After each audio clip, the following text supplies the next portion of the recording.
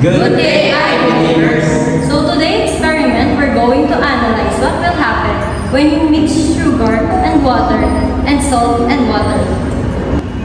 Now, let's welcome our guest. Our first guest is from Candaba, Pampanga, Miss Giselle Villanueva. Next guest is from San Jose, Santa Ana, Mr. James Conrad. Hi believers, for today's episode, we'll determine the process of dissolving a solid in a liquid affects the boiling point and the freezing point in a resulting solution. But first, let me ask you this question. What is the effect of the size of a solid on its solubility? How does stirring and shaking affect the dissolving? What is the effect of the temperature of a liquid on the solubility of a solid?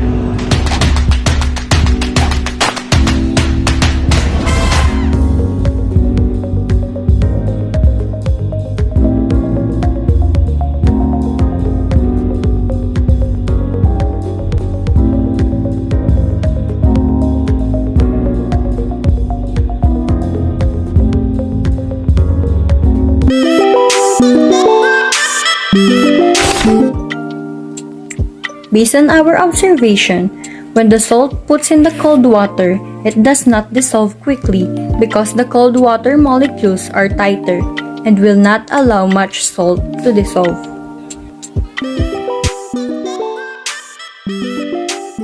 From what we observe, when you put the salt in a normal water, nothing happens immediately.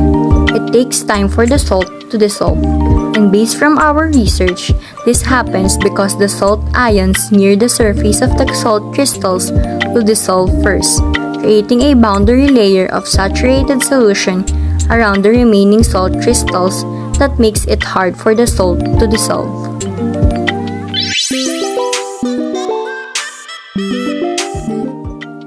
When salt is added to hot water, the salt dissolves more quickly and truly than in cold water.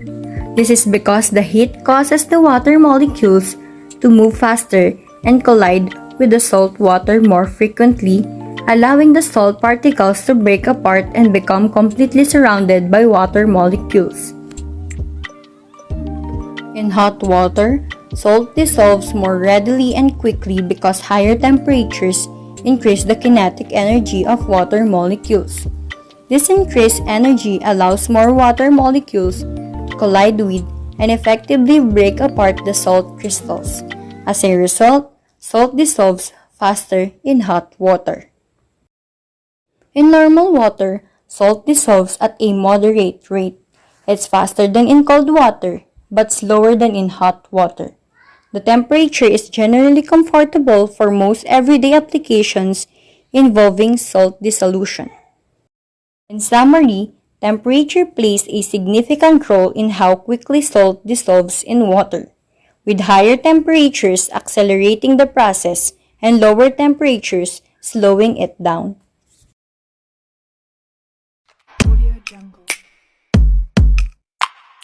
When you put salt in water without mixing it, the salt particles will not dissolve or interact with the water immediately. Instead, the salt particles will generally sink to the bottom of the container and remain there.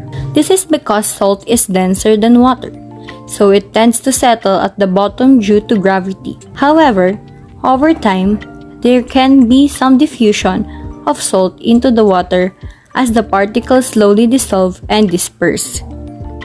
Mixing salt and water slowly with a spoon allows the salt to dissolve more evenly and completely in the water. When you stir slowly, it provides more time for the water molecules to interact with the salt crystals. This gradual mixing helps prevent the formation of clumps or packets of undissolved salt, resulting in a more uniform salt-water solution. If you were to mix too quickly, it might create turbulence, making it harder for the salt to dissolve evenly. Sugar can dissolve relatively quickly in room temperature water without mixing. This is because the water molecules interact with the sugar molecules, breaking up the crystal structure of the sugar grains and allowing them to diffusing through the liquid. It is estimated that a teaspoon of sugar can fully dissolve in a cup of water in just a few minutes. However, it will be much more slower compared to mixing it all together. Our observation on mixing sugar and water by spoon is that it makes it easier to dissolve sugar in water. The spoon helps to break up any clumps of sugar and distribute it evenly throughout the water.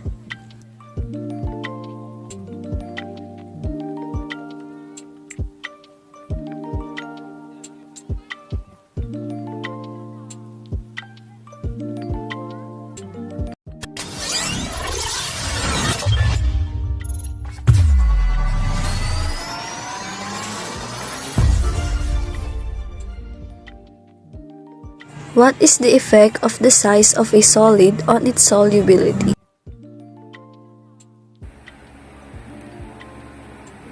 The size of a solid does have an effect on its solubility. Solubility reaction depends on the size of a solid. The disjoining pressure of small particles is greater than that of large particles.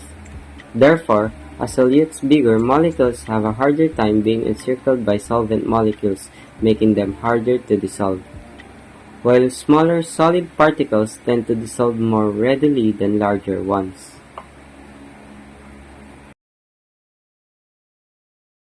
How does shaking or stirring affect dissolving? The effect of temperature on the solubility of a solid in a liquid depends on the type of solid and liquid. In general, an increase in temperature tends to increase the solubility of solids in liquids. This is because at higher temperatures, the kinetic energy of the solvent molecules increases, which helps to break the bonds between the solute particles and allow them to dissolve more easily. However, there are some exceptions to this general rule, and some solids may become less soluble at higher temperatures.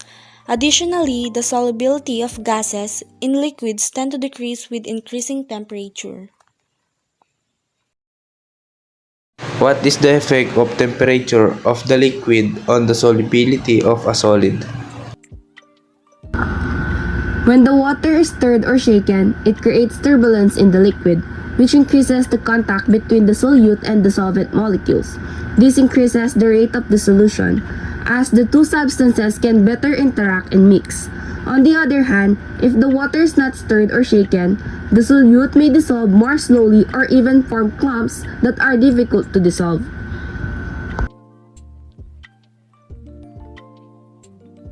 In conclusion, the solubility of solid is influenced by various factors, including their size, the presence of turbulence in the solvent, and the temperature of the solution.